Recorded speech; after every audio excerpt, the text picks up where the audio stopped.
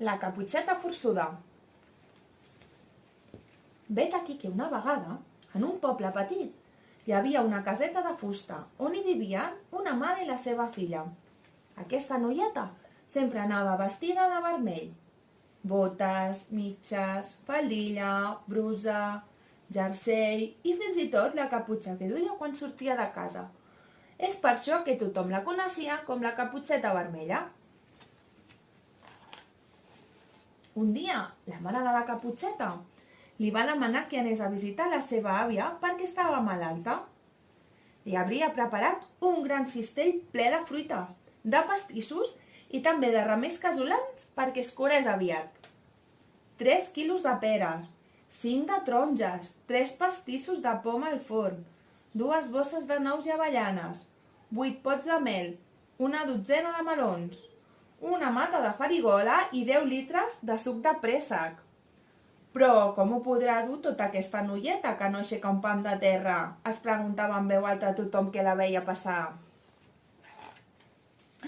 I és que aquesta noieta de cames curtes i cara somrient estava molt més forta i tenia més empenta del que la resta de persones podia creure. De fet, va agafar el cistell amb el dit índex de la mà dreta i com si res. Es va posar a fer footing. 1, 2, 1, 2. I va córrer bosc endins cap a casa l'àvia. Després d'una estona caminant, la caputxeta es va aturar un moment per fer alguns estiraments. Mentrestant, el llop que vivia per aquestes contrades va treure el nas per darrere d'una alzina. Quan va ensumar la caputxeta, se li va fer la boca aigua i el cor se li va accelerar a 100 per hora.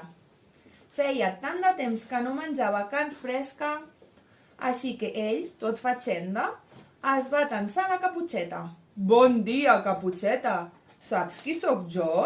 Em dic Llop Ferós i sóc el més fort del bosc. Vols que t'ajudi amb aquest cistell tan gran que portes?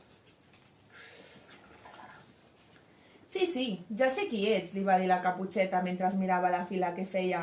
Però això de fort, no sé jo. Mira quina panxota que tens.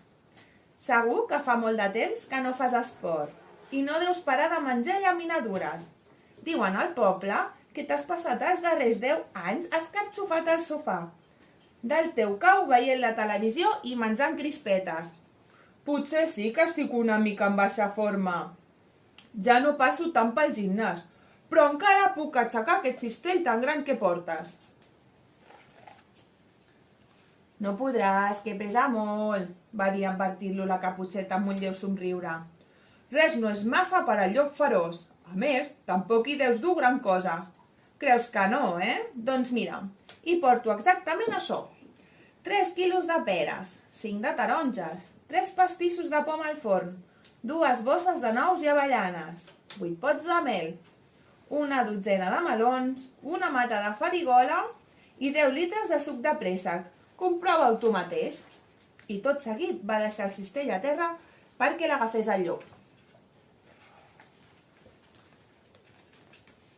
Ell s'hi va apropar, va allargar els braços i va fer força per aixecar-lo. Però no podia. Ho va intentar una vegada i una altra, fins que al final, mort de cansament, se li va escapar un petarró de l'esforç que havia fet. El llop, molt empipat i encara amb més ganes de menjar-se la caputxeta, li va preguntar a on anava. En saber que anava a casa de l'àvia, li va indicar el camí més llarg, i així ell agafaria el camí més curt. La caputxeta ja sabia la trampa del llop, però ni es va immutar, perquè sabia del cert que arribaria abans que ell. Ella corria molt més. I així va ser. El llop va córrer amb totes les seves forces, que no eren gaires per arribar abans, i mentrestant anava pensant en el gran Tiberi que l'esperava. De primer plat, l'àvia, i de segon, la caputxeta. El que no es podia imaginar era que la caputxeta feia estona que ja hi era i que l'estava esperant disfressada d'àvia, a punt per donar-li una bona lliçó. I així, arrossegant la llengua per terra, va arribar a casa l'àvia. Va trucar a la porta i va entrar. Es va acostar al llit. però no es va adonar de l'engany. Amb l'edat havia perdut visió. Feia temps que l'oculista li havia recomanat posar-se ulleres, però les úniques que duia eren les de sol. I només per fer-se el fatxenda. Però eren sense graduar, així que no veia un bou a 3 passes. De tota manera, el llop va notar que l'àvia semblava més jove. «Àvia, quins ulls més macos que tens!», va dir el llop. «Són per veure millor, la teva panxota», va respondre la Caputxeta. «I aquestes dents tan blanques i ben posades que tens? Què t'has fet una dentadura nova?» «Són per espantar millor els llops fatxendes del bosc», contesta la Caputxeta.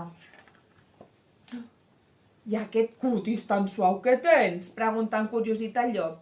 «És gràcies a les cremetes que em poso sempre abans d'anar a dormir». «I aquestes mans, que fortes semblen!», es va sorprendre el llop. «Són per sacsejar-te millor, llop!», va cridar la Caputxeta. Llavors la Caputxeta va saltar del llit, va agafar el llop per la cua i el va fer giravoltar, fins que va anar a parar contra la paret de l'habitació. El llop va quedar del tot estabornit i quan va recuperar els sentits va entendre al fi la lliçó que li volia donar la Caputxeta. I diuen que va ser així com aquell llop fatxenda i panxut va deixar de molestar totes les persones d'aquell lloc, fossin o no tan forçudes com la Caputxeta vermella. I vet aquí un gos i vet aquí un gat, aquest conte